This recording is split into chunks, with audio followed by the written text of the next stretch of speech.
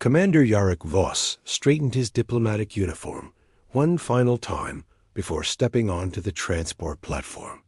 3 years of preparation had led to this moment humanity's first formal diplomatic contact with an Etherian collective. The weight of representing his entire species pressed against his shoulders like a physical force.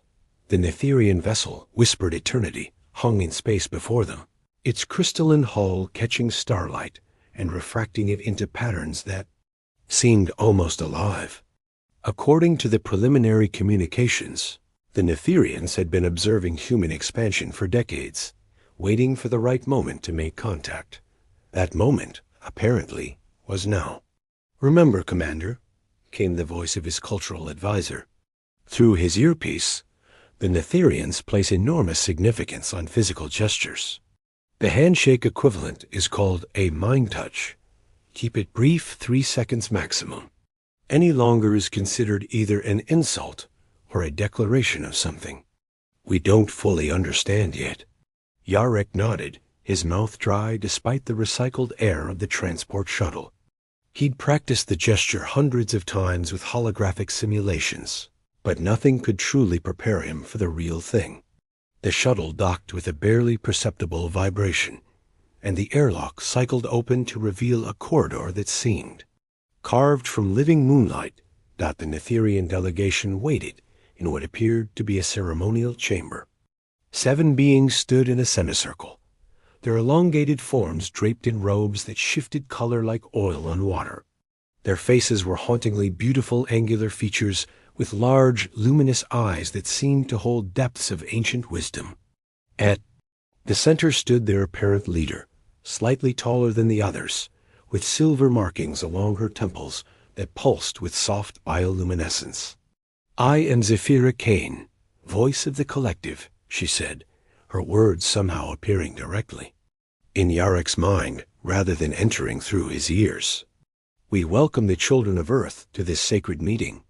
Yarrick stepped forward, his diplomatic training taking over. "I am Commander Yarrick Voss, representing the United Earth Coalition. We are honored by your invitation and look forward to building bridges between our peoples." He extended his hand, palm upward in the prescribed manner. Zephira moved closer, her own hand longer-fingered and pale as starlight reaching out to meet his. The moment their skin made contact, the world changed. What should have been a brief, formal touch became something else entirely. Yarrick felt a sudden rush of sensation, not physical, but something deeper. Images flashed through his mind. Vast starfields, ancient cities of impossible beauty, and a growing darkness that threatened to consume everything. Zephira's eyes widened, their luminescence intensifying as the connection deepened. 3 seconds passed. Then 5.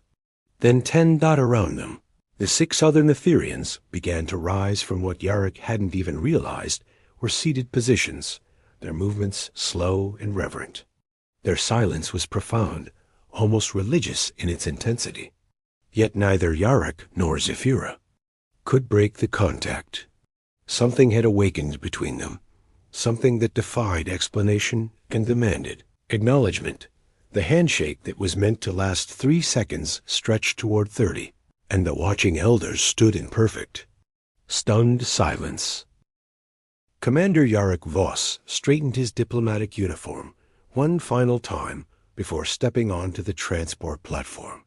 3 years of preparation had led to this moment humanity's first formal diplomatic contact with an Etherian collective. The weight of representing his entire species pressed against his shoulders like a physical force. The Netherian vessel whispered eternity, hung in space before them, its crystalline hull catching starlight and refracting it into patterns that seemed almost alive. According to the preliminary communications, the Netherians had been observing human expansion for decades, waiting for the right moment to make contact. That moment, apparently, was now. "Remember, Commander," came the voice of his cultural advisor. Through his earpiece, the Netherians place enormous significance on physical gestures. The handshake equivalent is called a mind touch. Keep it brief, 3 seconds maximum. any longer is considered either an insult or a declaration of something. We don't fully understand yet. Yarek nodded, his mouth dry despite the recycled air of the transport shuttle. He'd practiced the gesture hundreds of times with holographic simulations, but nothing could truly prepare him for the real thing. The shuttle docked with a barely perceptible vibration, and the airlock cycled open to reveal a corridor that seemed carved from living moonlight. The Netherian delegation waited in what appeared to be a ceremonial chamber. 7 beings stood in a semicircle, their elongated forms draped in robes that shifted color like oil on water. Their faces were hauntingly beautiful angular features with large, luminous eyes that seemed to hold depths of ancient wisdom. At the center stood their apparent leader, slightly taller than the others, with silver markings along her temples that pulsed with soft bioluminescence. "I am Zephira Kane, voice of the collective," she said, her words somehow appearing directly in Yarek's mind rather than entering through his ears. "We welcome the children of Earth to this sacred meeting." Yarek stepped forward, his diplomatic training taking over. "I am Commander Yarek Voss, representing the United Earth Coalition. We are honored by your invitation and look forward to building bridges between our peoples." He extended his hand, palm upward in the prescribed manner. Zephira moved closer, her own hand longer-fingered and pale as starlight reaching out to meet his. The moment their skin made contact, the world changed. What should have been a brief, formal touch became something else entirely. Yarek felt a sudden rush of sensation, not physical, but something deeper. Images flashed through his mind. Vast star fields, ancient cities of impossible beauty, and a growing darkness that threatened to consume everything. Zephira's eyes widened, their luminescence intensifying as the connection deepened. 3 seconds passed, then 5, then 10. Around them, the 6 other Netherians began to rise from what Yarek hadn't even realized were seated positions, their movements slow and reverent. Their silence was profound, almost religious in its intensity. Yet neither Yarek nor Zephira could break the contact. Something had awakened between them, something that defied explanation and demanded acknowledgement. The handshake that was meant to last 3 seconds stretched toward 30, and the watching elders stood in perfect, stunned silence. Elder Morvain had witnessed the birth of nebulae and the death of stars. He had served on the Council of Voices for 800 years, guiding the Netherian collective through conflicts, discoveries, and the slow, patient work of nurturing younger species toward enlightenment. But nothing in his vast experience had prepared him for what he had just witnessed in the ceremonial chamber. The Silthara was real.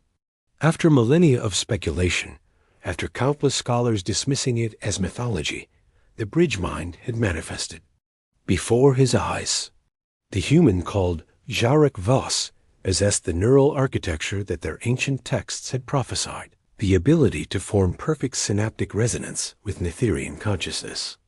And young Zephira had proven herself to be what their people called Lithara, a mind-bearer, capable of sustaining the connection without losing herself in the process. Now, as the other elders filed silently into the council's private chambers, deep within the ship's core, Morvain felt the weight of secrets that had been carefully guarded for over 3,000 years.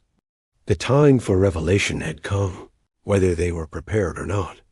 The chamber itself was a marvel of Netherian bioarchitecture, its walls grown from living crystal that responded to the collective emotional state of those within. Currently, the surfaces pulsed with deep blues and purples colors that reflected the profound gravity of their situation. 6 other elders took their positions around the central speaking circle, their ancient faces grave with understanding. The convergence protocols. Elder Silandra spoke first, her mental voice carrying the weight of eons. "We must implement them immediately." "Too dangerous," countered Elder Vexter, his bioluminescent markings flickering with agitation.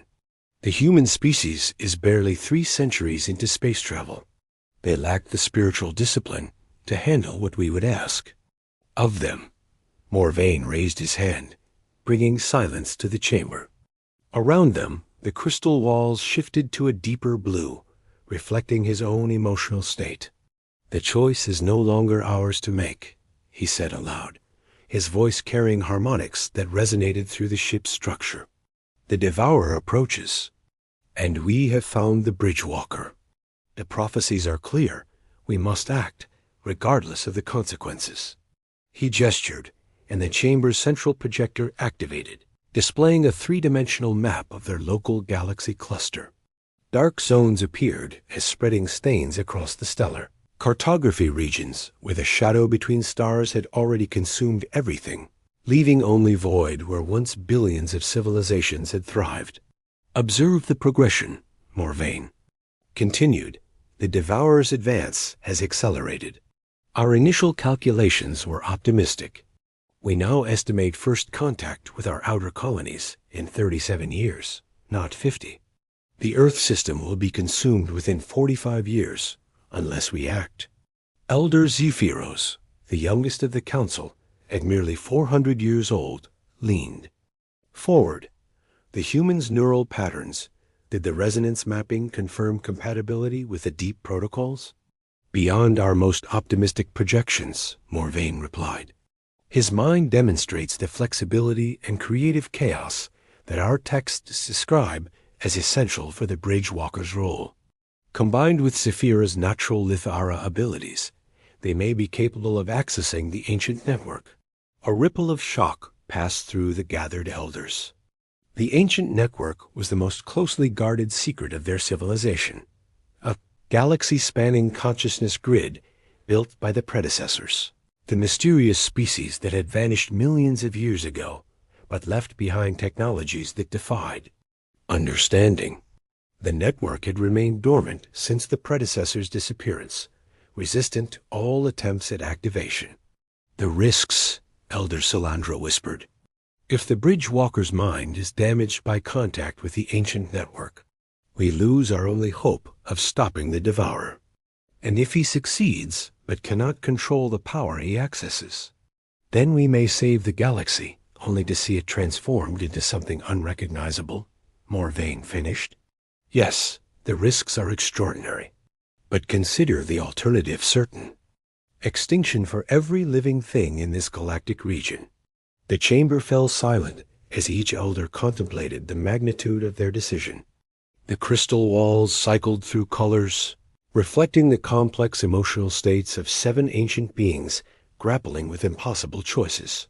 Elder Vexter finally broke the silence. "The human will need extensive preparation. His species lacks the mental disciplines necessary to survive contact with predecessor technology. The risk of neural cascade failure approaches 90% without proper conditioning." "Then we condition him," Morvain said simply. "Both him and Zephyra. We share with them the deep knowledge that we have guarded for millennia. We teach them to access abilities that no Netherian has possessed since the Age of Legends." "And if the other human leaders refuse to allow this?" Elder Zephyros asked. "Their species is notoriously protective of their own." Morvain's markings pulsed with grim determination.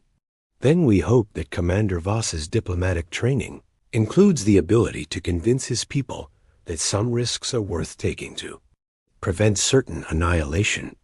The council sat in contemplative silence as the weight of their decision settled around them. They were about to set in motion events that would either save their galaxy or transform it beyond recognition. Either way, the universe would never be the same. Dr. Felix Crane had spent 15 years studying the human brain, mapping neural pathways and documenting the countless ways that consciousness could manifest in biological tissue. He thought he understood the limits of human neurology, the boundaries of what the mind could achieve and experience. All of that certainty evaporated the moment he examined Commander Voss's brain scans following his encounter with the Netherian delegation. "This is impossible," he muttered, adjusting the holographic display for the third time. The neural activity patterns floating before him defied every principle of neuroscience he'd ever learned. Entirely new synaptic pathways had formed in the space of 30 minutes, creating connections between brain regions that had never communicated before. Most remarkably, the electromagnetic signature of Yarek's brain now showed resonance frequencies that matched no known human baseline. Doctor? Commander Voss sat up on the examination table, his eyes bright with an alertness that seemed almost unnatural. What exactly are you seeing in those scans? Felix hesitated, unsure how to explain findings that challenged the fundamental assumptions of human biology. Your brain has been ... modified. I don't know how else to describe it.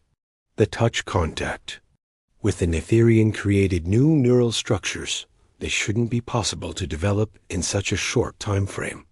Through the medical bay's viewports, the Netherian vessel whispered eternity, hung in space like a crystalline cathedral. Somewhere aboard that ship, Zephira Kane was presumably undergoing similar examinations. The thought of her sent a strange flutter through Yarek's consciousness, not his own emotion, but an echo of something else, someone else. I can feel her, Yarek said quietly. Even now, separated by vacuum and hull plating, I can sense her presence. Her thoughts occasionally brush against mine, like whispers in a distant room. Felix made notes on his tablet, his medical training warring with his scientific skepticism. Describe the sensation. Is it painful? Disorienting? Neither, Yarek replied, considering. It's like, imagine you've been partially deaf your entire life without realizing it, and suddenly someone adjusts your hearing so you can perceive frequencies that were always there but never accessible. The connection to Zephira feels natural, as if my brain was designed for this kind of link, but never had the opportunity to use it. The medical bay's communication system chimed, and Captain Blackwood's voice filled the room. Dr. Crane, we're receiving a priority transmission from the Netherian vessel. They're requesting an immediate joint medical consultation. Apparently, their examination of their ambassador has revealed some concerning developments. Felix glanced at Yarek, who was already standing and reaching for his uniform jacket. Concerning how? They didn't specify, but they've classified it as a Code 7 situation.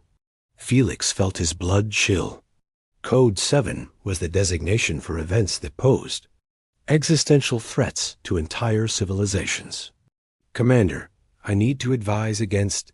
Doctor, Yarek interrupted, his voice carrying an odd harmonic quality that hadn't been there before their encounter. I'm not asking for permission. Something significant is happening to both Zephira and me, and we need to understand what it is before it progresses any further. 20 minutes later, Felix found himself in a joint medical facility that the Netherians had configured in the space between their ships. A temporary structure of living crystal and human technology that shouldn't have been possible to construct, let alone make habitable. The Netherian medical specialist, a being who introduced himself as Healer Corthax, moved with fluid grace as he manipulated holographic displays showing brain scans from both species. The neural restructuring is accelerating, Corthax explained, his thoughts appearing directly in Felix's mind, despite the language barrier. In both subjects, we observe the development of quantum-entangled synaptic clusters neural structures that exist partially in normal spacetime and partially in what your scientists would call hyperspace. Zephira lay on an examination table similar to Yarek's, her bioluminescent markings pulsing in patterns that seemed to synchronize with readouts from Yarek's own neural activity. When their eyes met across the room, Felix noticed that both individuals' brain patterns spiked simultaneously. The entanglement is deepening, Felix observed, studying the readings. At this rate of development, their individual consciousnesses might begin to merge completely within 72 hours. Not merge, Corthax corrected. Transcend. What you witness is the emergence of a new form of consciousness, one that exists simultaneously in multiple individuals while maintaining the unique perspective of each. Our ancient texts describe this as the birth of a collective individual. Yarrick sat up, his attention focused on something beyond the medical instruments surrounding him. "Zephyra, can you hear them?" She nodded, her eyes wide with wonder and growing alarm. "The voices from the deep places. The ancient network is responding to our connection." Felix looked between them, understanding that he was witnessing something far beyond his expertise as a human physician. What voices? What network? "The galaxy's memory," Yarrick said, his voice now carrying harmonics that resonated with the crystal walls around them. "Every civilization that ever existed, every discovery they made, every warning they left behind, it's all still here, waiting in the quantum substrate of space-time itself. And somehow, our connection is giving us access to it." As if in response to his words, both subjects' neural activity spiked to levels that should have caused immediate unconsciousness. Instead, their eyes began to glow with the same soft luminescence that characterized Netherian biology, and the medical instruments around them started displaying readings that defied every known law of physics. "Doctor," Zephyra whispered, her voice carrying echoes of vast intelligence, "we need you to prepare Captain Blackwood for what's coming. The ancient network has shown us the approaching darkness, and we have perhaps days, not weeks, to prepare our response." Captain Nora Blackwood had commanded starships for 23 years, navigating everything from diplomatic crises to pirate attacks, with the steady calm that had earned her a reputation as one of humanity's finest officers. But nothing in her experience had prepared her for standing on the bridge of her ship while watching two members of different species, sharing a consciousness that apparently had access to the accumulated knowledge of an entire galaxy. Yarrick Voss stood at the center of the bridge, no longer quite human in any conventional sense. His eyes glowed with the same bioluminescence that characterized the Netherians, and when he spoke, his words carried harmonic frequencies that made the ship's HULL plates resonate in sympathy. Beside him, Zephyra Kane's form seemed to shift slightly in and out of phase with normal reality, as if she existed simultaneously in multiple dimensions. "Captain," Yarrick said, his voice now a perfect synthesis of human and Netherian communication. "Modes, the ancient network has revealed the nature of the approaching threat. The entity you call the Devourer of Light is not merely a destructive force. It's a harvesting mechanism created by a species that consumed their own galaxy millions of years ago."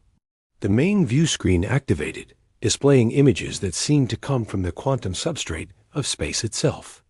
Nora watched in horrified fascination as entire star systems were systematically dismantled, their energy absorbed into a growing cloud of dark matter that pulsed with malevolent intelligence. Their predecessors built the ancient network as a defense against this entity, Zephyra continued, her words appearing simultaneously in multiple languages across the bridge's communication systems. But they never completed the activation sequence before their own civilization fell to internal conflicts.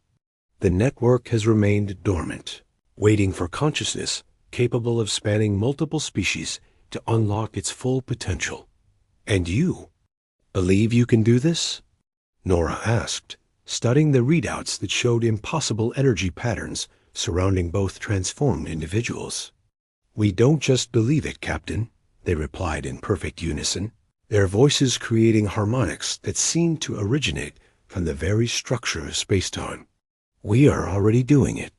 The bridge's view screen exploded into activity as quantum connections blazed to life across the galaxy. Nora watched in awe as the ancient network revealed itself a web of consciousness that connected every inhabited system, every species that had ever achieved spaceflight, every technological civilization that had contributed to the galaxy's collective knowledge over millions of years. "By all the stars, whispered her navigation officer. "It's beautiful, but beauty came with a price." Through the network, they could also see the approaching darkness with terrifying clarity. The Devourer had already consumed the outer spiral, arms of their galaxy, and was now turning its attention toward the core systems. Earth, Netheria Prime, and thousands of other worlds lay directly in its path. "The network can create a barrier," Yarrick explained, his consciousness now spanning both his individual identity and something far larger. "A quantum firewall that will prevent the Devourer from accessing the life energy it feeds on. But activating it requires conscious minds linked across multiple species, and the process will fundamentally change everyone involved." Nora felt the weight of command settling on her shoulders like a physical force. Around her, the bridge crew watched with mixture of hope and terror as they realized that the decision she made in the next few minutes would determine the fate of their entire galaxy. "What kind of changes?" she asked.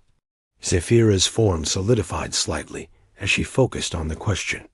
"Enhanced consciousness, quantum awareness, the ability to perceive and manipulate the fundamental forces that bind reality together. In essence, the next step in evolutionary development for every sapient species in the galaxy.